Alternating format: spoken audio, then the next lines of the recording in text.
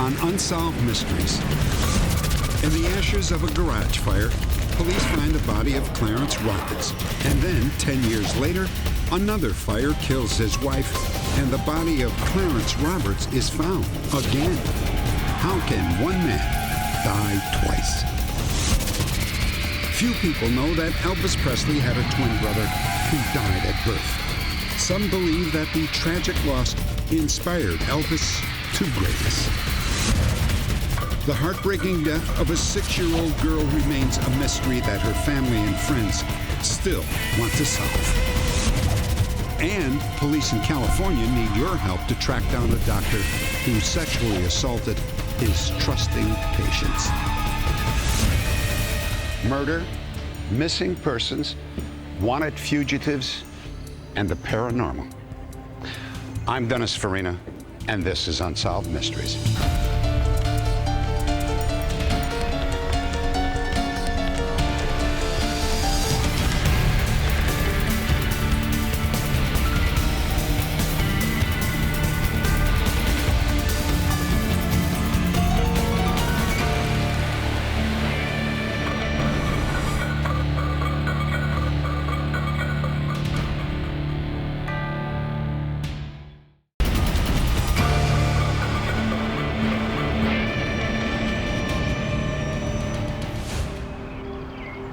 In Nashville, Indiana, two of the most respected residents were Clarence and Geneva Roberts. That is, until they became the center of a local controversy. A tangled mystery of lies and deception. One winter night, a fire raged out of control behind the Roberts home. When the ashes cooled, firefighters discovered a body. It was soon identified as Clarence Roberts. 10 years later, there was another fire. 2 more bodies were discovered.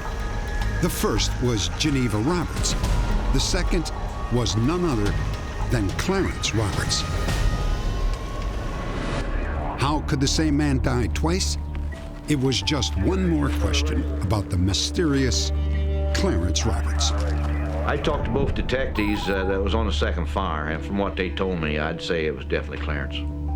I still think Clarence died in the first fire. I don't think Clarence Roberts died in the second fire. I just don't believe that. I think Clarence is still alive.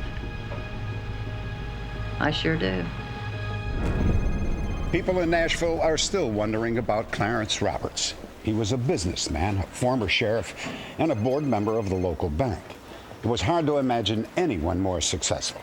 And yet, somewhere along the way, a different side of Clarence Roberts began to emerge. Before his troubles began, Clarence owned a thriving hardware store with his brother, Carson. He and I worked together for about 22 years. Clarence always seemed to be pretty happy. He enjoyed working. Clarence was outgoing, he was friendly, and always made friends with people, and always got along with people. Well, I'll tell you what. Clarence and his wife, Geneva, had been married 20 years. Geneva came from a poor family, but together, she and Clarence made a good life for themselves. Then, Clarence began spending money, more money than he had. He purchased 3 luxury cars and a home he could not afford. To finance his extravagant lifestyle, Clarence sold the hardware store and put everything he had into real estate investments. Those ventures failed, and Clarence found himself in serious financial trouble. For all the money that he was losing, everything going down the drain, he was going for a millionaire or broke, and he was ending up broke. He was trying to pull out of it. Finally, even Clarence and Geneva's cars were repossessed. They were deeply in debt with nowhere to turn. He wasn't the Clarence that I had always been used to being around. He was down. He was really depressed, and I feel that he was suicidal. And then, the fire. 1 month after the Roberts cars were taken, firefighters arrived to discover the garage of their home engulfed in flames. The heat was so intense that they can only stand by helplessly while the structure burned to the ground. Once the fire had cooled, they made a gruesome discovery. Chief, come back here. I think we got a body. A body in the ashes was burned beyond recognition. A half-melted shotgun by its side. The coroner feared that Clarence had finally escaped his deaths by taking his own life. We thought he'd shot himself. There wasn't much doubt in our minds that he just got too many worries ahead of him and he'd committed suicide. So when we got back down to the funeral home, we started looking for shots. And we couldn't find any. Questions began to surface. The coroner wondered how Clarence could have taken his own life without firing a single shot.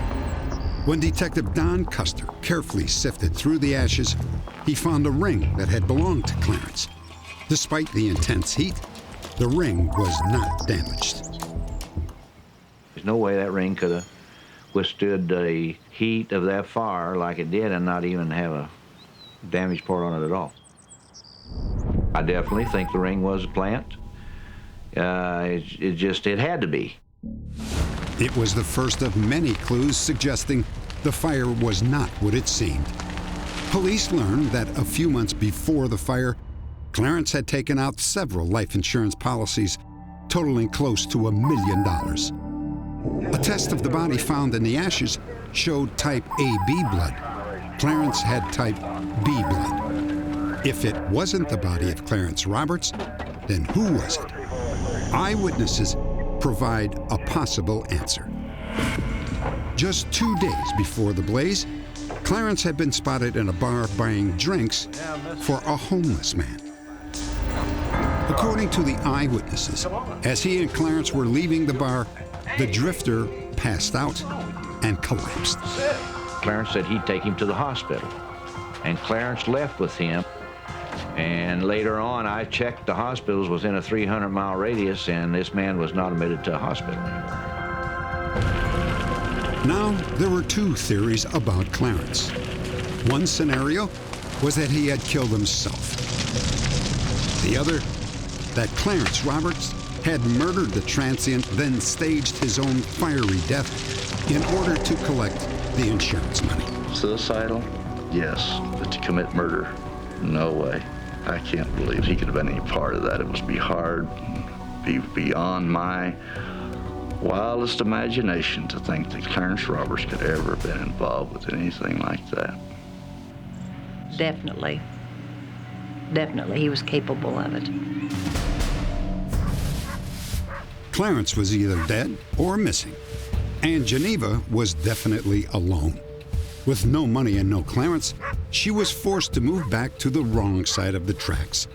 Her claims to the insurance money were denied. The financial setbacks took their toll on Geneva. She avoided her friends and neighbors, eventually becoming the target of local gossip. Shopkeepers said that Geneva began buying a lot of beer. That was surprising, as she was a diabetic and almost never drank beer. Reports began to surface that someone else was hanging around Geneva's house. We had developed information that a man had been seen behind Geneva's residence. The man acted very strangely. He would never let anyone get close to him, and he always seemed to duck away from them and head back toward the house immediately. I'm sure that was probably Clarence. I think he had perhaps run out of places to go, and he had come back to staying with Geneva. He was the mysterious man that was seen behind her house. Geneva was able to keep the identity of the mysterious man a secret, at least until the night of the second fire.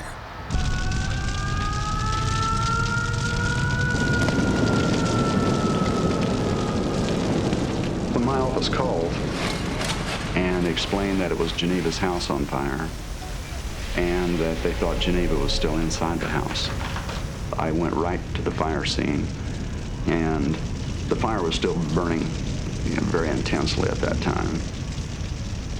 After the fire was extinguished, we just stayed behind, and I'm not even sure why. I just wanted to look further. Sifting through the ashes, searchers found the charred body of Geneva Roberts. Hours later, they made another startling discovery.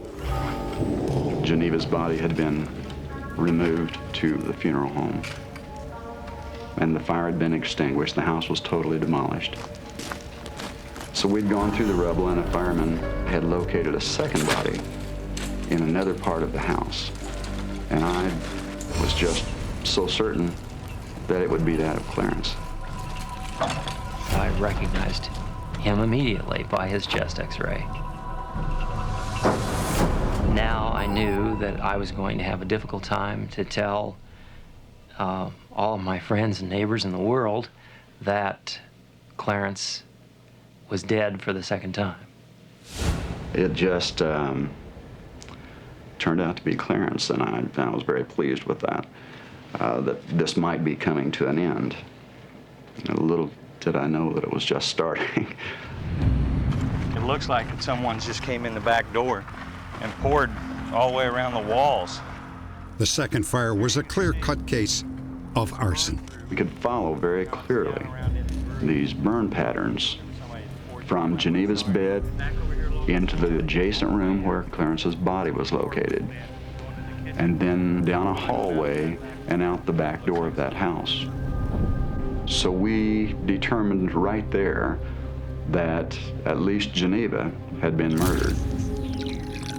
We're sure that turpentine was used to ignite this fire. And we know that. We simply don't know who started it, whether it was Clarence that started the fire or that of a third party. And I subscribe to the theory of a third party. Police have no clue as to who set the second fire, but they believe they have identified the second victim. So I'm absolutely convinced that the second victim, the victim in the second fire, is that of Clarence Roberts. There's just no doubt in my mind. There's not a doubt in my mind at all. I'm absolutely convinced that Clarence Roberts died in the second fire, and that some person, possibly a derelict, died in the first fire. And when I say absolutely, I mean that this is not only a reasonable medical certainty, but would be beyond a shadow of a doubt. The mystery of Clarence Roberts lies buried in this small cemetery in Nashville, Indiana. But the questions remain. Who was the man in the first fire? Who set the second fire and why? And the key questions, where is Clarence Roberts? And is he even buried in his own grave? Police believe that there is someone who knows the truth about Clarence and Geneva Roberts. If you have any information about this case, please log on to our website at unsolved.com. Next, few people know that Elvis Presley had a twin brother who died at birth. Some believe that his twin inspired his legendary fame.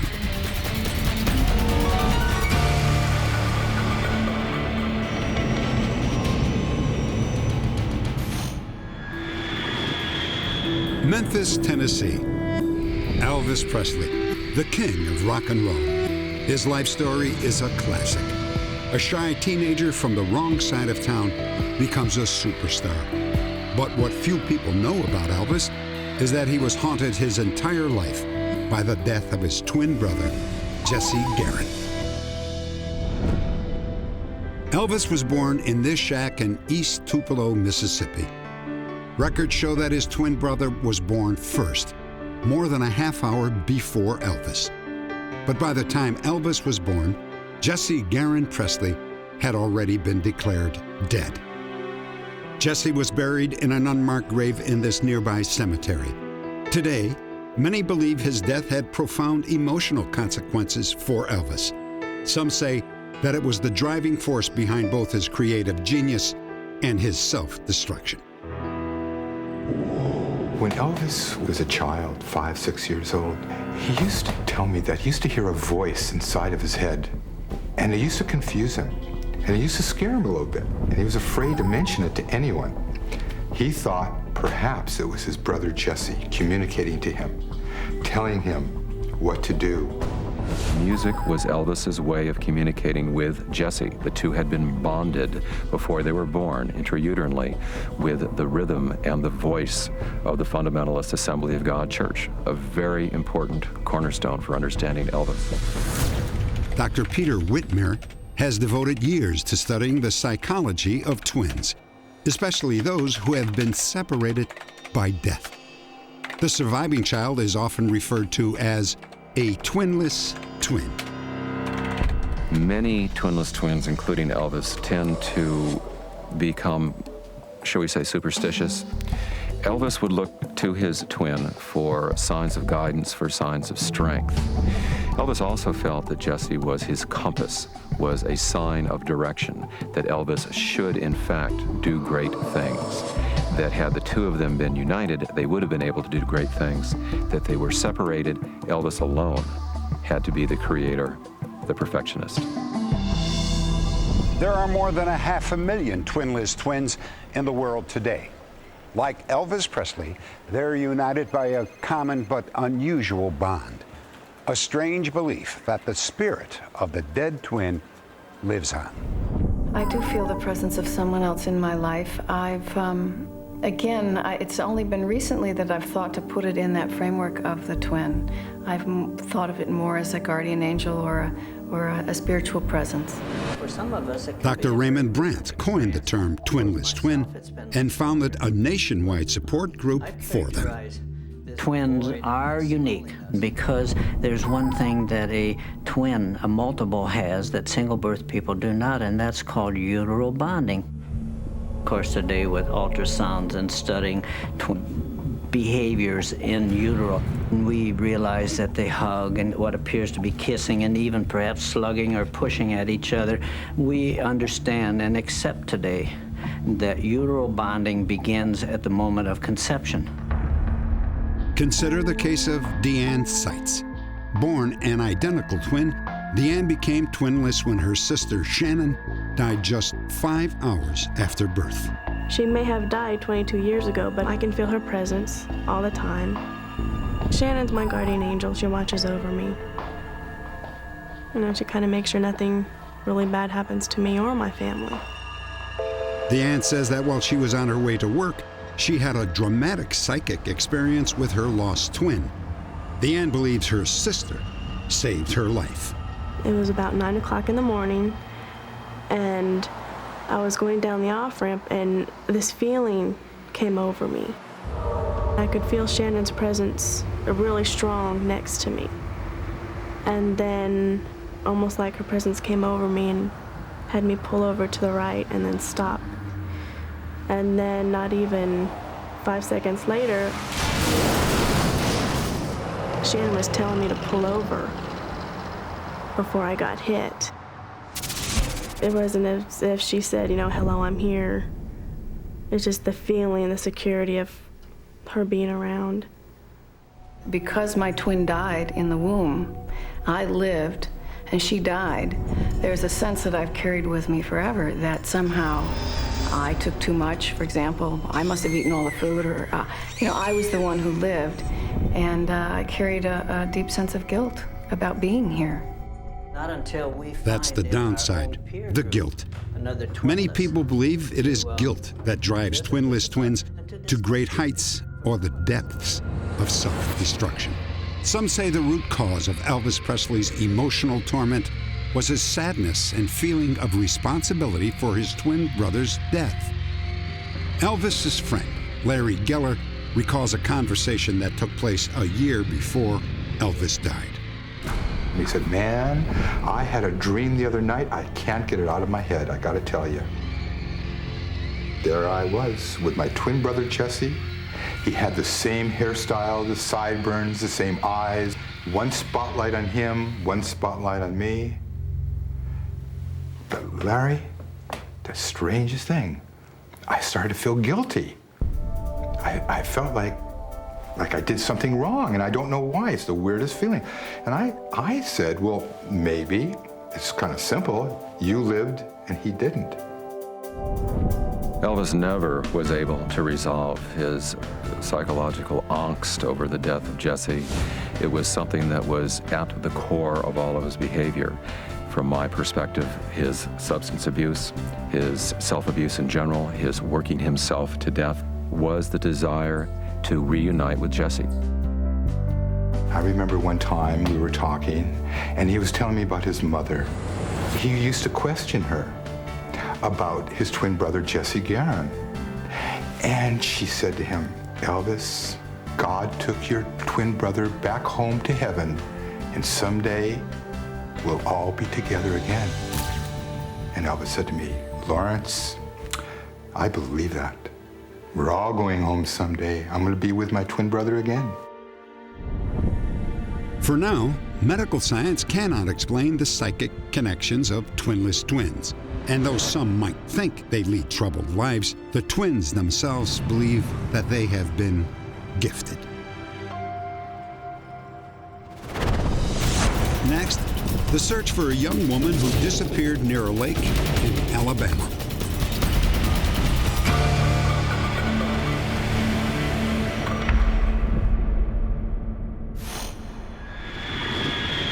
Lake Guntersville, Alabama, early morning. Wanda? Betty Dorman tries to wake up her 26-year-old niece, Wanda Jean Mays.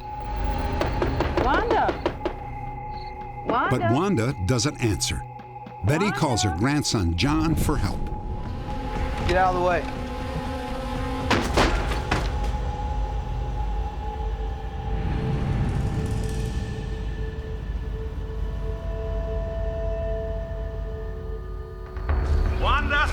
Wanda's uncle ran down to the lake and saw a piece of clothing on the dock.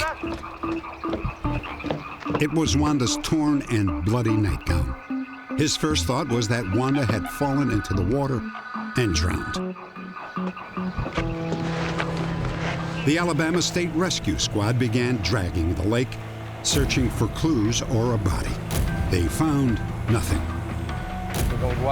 Wanda's parents couldn't do anything but wait. I never thought for a minute Wanda was in the water. Wanda is an excellent swimmer and a survivor. She's always been a survivor.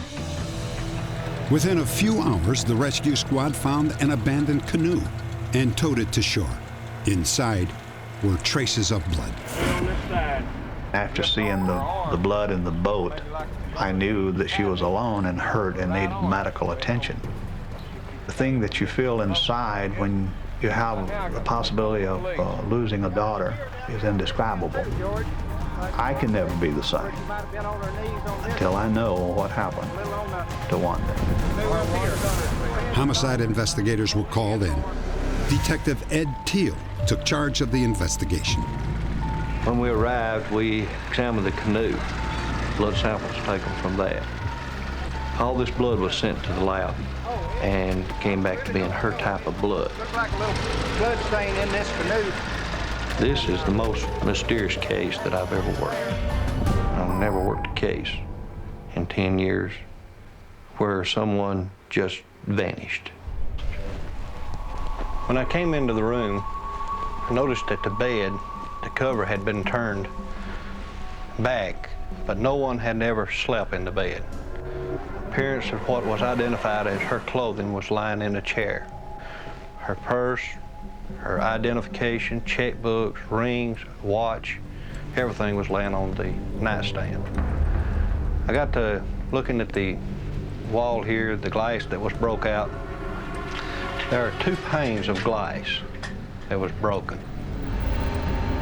The thing that baffles me the most about this is that no one in the house heard the breaking of the glass or the beating of the Venetian blinds. That's a lot of racket.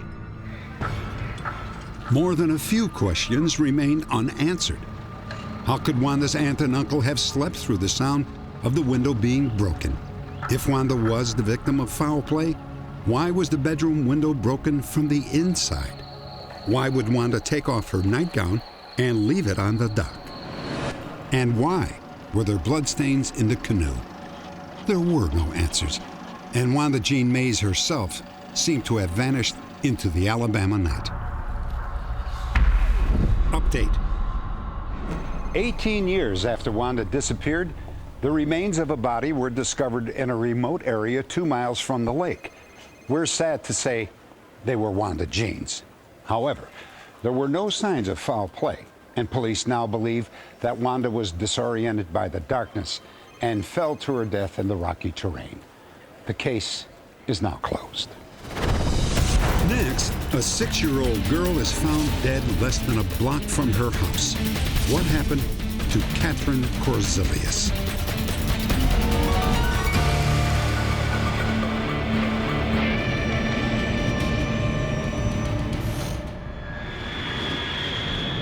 Austin, Texas.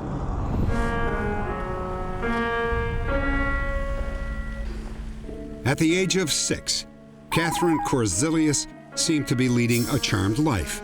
She lived in a good neighborhood with her loving parents, Nancy and Paul, and her brother Chris. Her father was personal manager for rock star John Bon Jovi.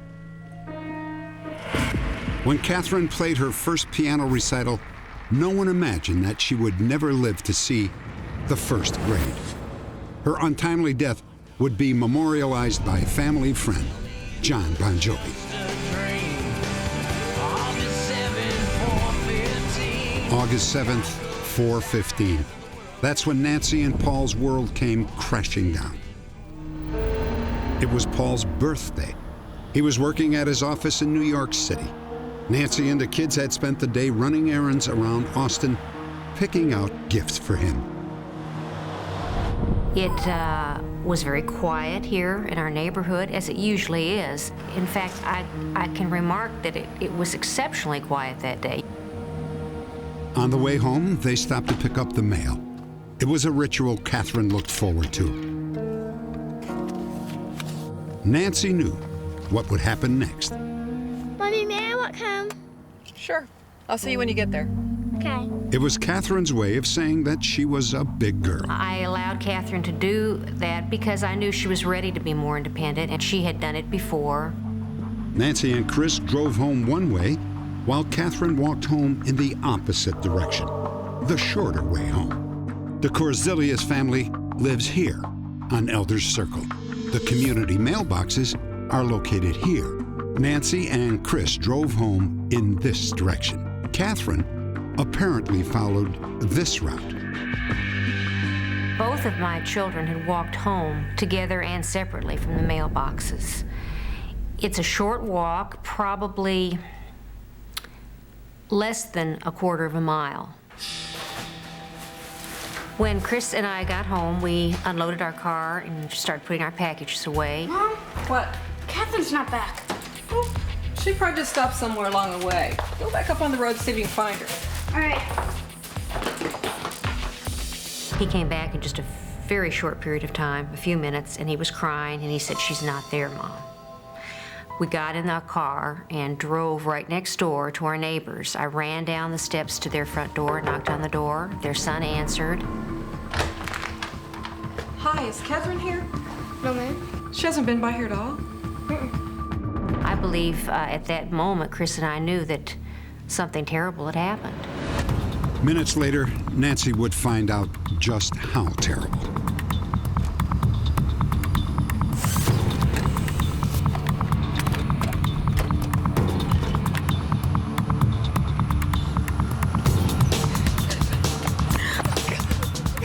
Tell that she was unconscious, but she was breathing, and I knew it was too hot to leave her on the pavement. I know that it's never a good idea to move somebody if you don't know what their injuries are, but I just couldn't leave her there, and I think having driven her to the emergency before, knowing the way very well, I felt confident that I was able to drive that drive. Catherine suffered a fractured skull. She never regained the consciousness. Catherine was on a ventilator to keep her breathing, but she was brain dead. It wasn't a matter of her being in a coma or being unconscious. Her brain had died. I arranged for a charter aircraft so that I could come directly home, but in the end it was too late anyway. I arrived at 12:30 in the morning, and I believe she was pronounced dead at 11:30 that night, an hour before my arrival. From the start, everyone just assumed that Catherine had been the victim of a hit-and-run driver. However, as police searched for the suspect, other disturbing theories began to surface. Catherine left her mother's car here and headed in this direction. Less than 10 minutes later, she was found here, on the opposite side of the circle, half a mile away. The medical examiner's report only deepened the mystery. He determined that Catherine had not died from a hit-and-run accident. The injuries that Catherine sustained could have been the result of either jumping from a moving vehicle, being thrown from a moving vehicle, or falling from a moving vehicle. The type of injuries that we expect in these circumstances would have been the same. If Catherine did tumble from a moving vehicle, whose vehicle was it? And was she pushed, or did she fall? One of the theories that investigators proposed was that indeed somehow Catherine had jumped on the back of our vehicle without Nancy's knowledge, and as the vehicle drove around Elder Circle, she had fallen off, which was a way to explain where she was found in Elder Circle, which is completely opposite of where she would have been on her normal route. The Korzilius family was stunned. Was it possible that Nancy was responsible for her daughter's death? Paul and Nancy hired their own private investigator, Barbara O'Brien. She found the scenario hard to believe. Hot August day, this whole car would have been very, very hot. There's only one place to hold on to all the way up here. And the door is the only other place down here to hold on to, and it opens when you get a hold of it. She also had a broken left thumb, and she had a splint on her thumb. So it would have been extremely difficult for her to get a hold on anything. And her mother would have seen her in the rearview mirror. The Korzilius family has their own theory. They believe their daughter was abducted and murdered.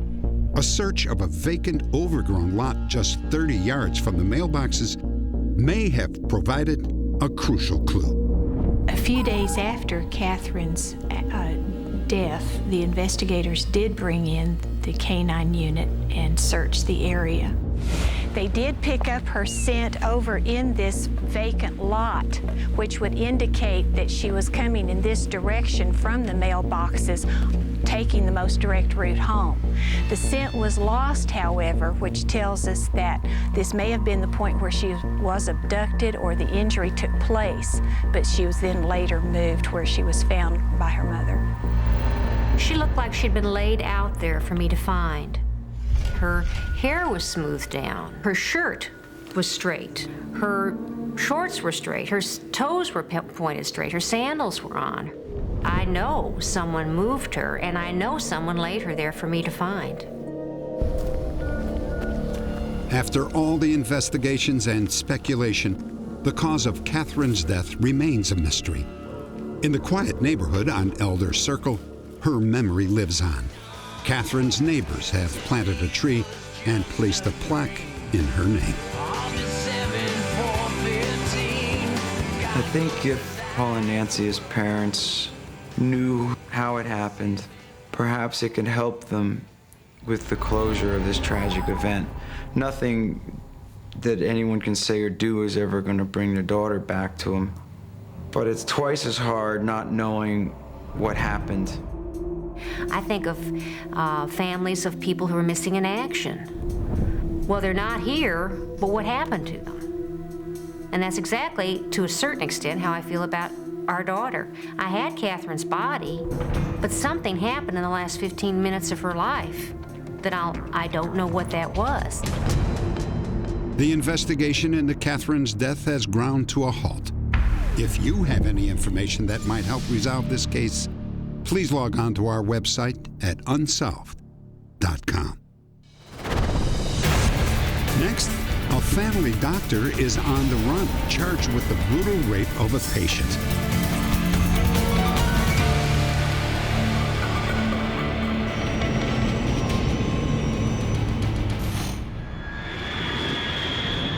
San Diego, California. Hi. We will call this young woman Patricia. When she was 19 years old, Patricia went to a clinic complaining of flu symptoms. You know what? If you just take a seat, it'll just be a few minutes. Patricia had no way of knowing that the doctor who was about to see her had recently been forced to resign from another clinic. 4 different complaints of sexual misconduct had been filed against them, each by a young woman in her 20s. The doctor's name was Arvind Sinha. The California State Medical Board ruled that Sinha could keep his license because there were no witnesses to the assaults. It was the patient's word against the doctor's. Dr. Sinha right now. Dr. Sinha. Hi. He kept asking me questions about family, about having a boyfriend, and I was really sick. I had a fever, I wasn't feeling well. This combined with all the questioning, it really just threw me off. You know, I just figured that he was just trying to be more helpful and caring. Patricia says that once the nurse left, Dr. Sinha's examination quickly became a sexual assault. He manipulated me into a position where I couldn't even see what he was doing. And I didn't even know what he was doing or trying to do until I'd finally realized that he had raped me. After he had left the room, I just started crying. I knew what had happened, but I just could not believe that that had happened to me. I'm okay. Patricia was afraid to let anyone at the clinic know what happened. A short time later, Patricia's parents took her to another hospital and local police were notified. After a week-long investigation, Arvind was arrested. He had no reaction. He kept repeating after I told him what she was alleging. He said, "Oh, how interesting." And throughout the interview, he repeated, "How interesting." No emotion, no reaction, just... he said he didn't do it, that he might have been framed, but I would have expected a little reaction out of an innocent person. The next day, Arvind posted a $175,000 bail. Within a month, he had disappeared. Later, his medical license was revoked by the state of California. Every woman he's around is in danger. He's not going to stop. He had 4 warnings and lost a job, and then he came back and raped Patricia. He's not going to stop. The only 2 places I really felt safe was at church or at the doctor's office, you know. And now, you know, I don't have that trust for anybody anywhere. Arvind Sinha is 5 feet 6 inches tall with dark hair and dark eyes. He graduated from medical school in his native India and completed his residency in Dayton, Ohio. Authorities believe that Arvind Sinha is still working in the medical profession somewhere in the United States, possibly in a small town. He is wanted on 13 counts of rape and 3 counts of sexual battery. If you have any information that could help lead to his arrest, please log on to our website at Unsolved.com.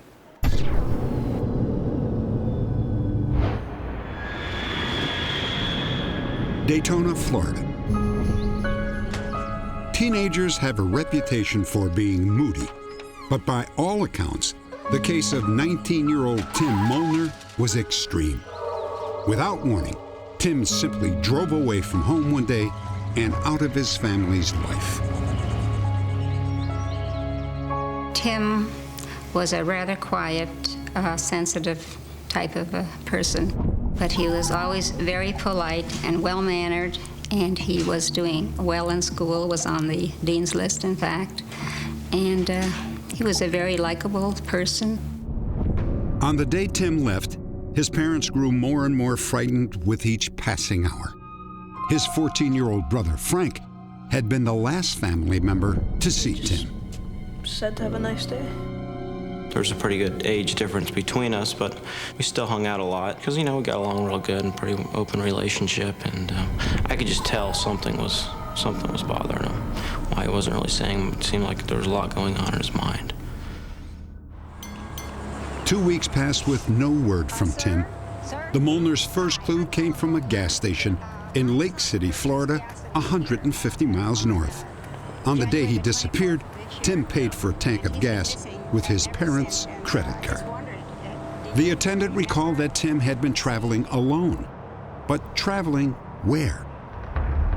His family could only guess until they received a notice from a car impound yard in Georgia. That is Tim's car.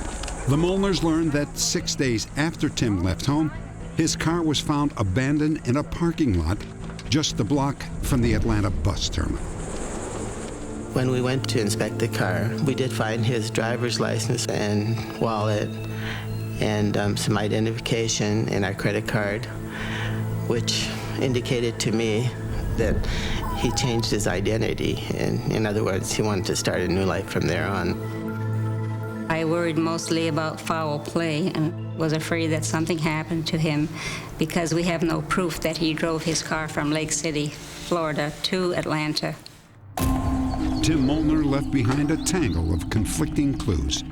On one hand, he didn't take any clothes with him. Perhaps he had never really intended to stay away. And yet, just before leaving, Tim withdrew nearly all the money from his savings account. He did, however, leave a balance of $10, as though to say he might someday return. I mean, no matter where he is or what he's up to, it'd be great to see him and just, tell him we miss him and, kind of curious why he left, what have you. I'm sure, I don't know what the circumstances were, but, it'd be great to see him. Update. When this story first aired, a viewer recognized the clothing that Tim was wearing when he disappeared. 10 years earlier, the viewer had discovered a body in the woods near Merton, Wisconsin, with similar clothing. DNA tests confirmed that the body was that of Tim Molnar. Police have no idea what Tim was doing in Wisconsin or how he died. If you have any information about the death of Tim Molnar, please log on to our website at unsolved.com.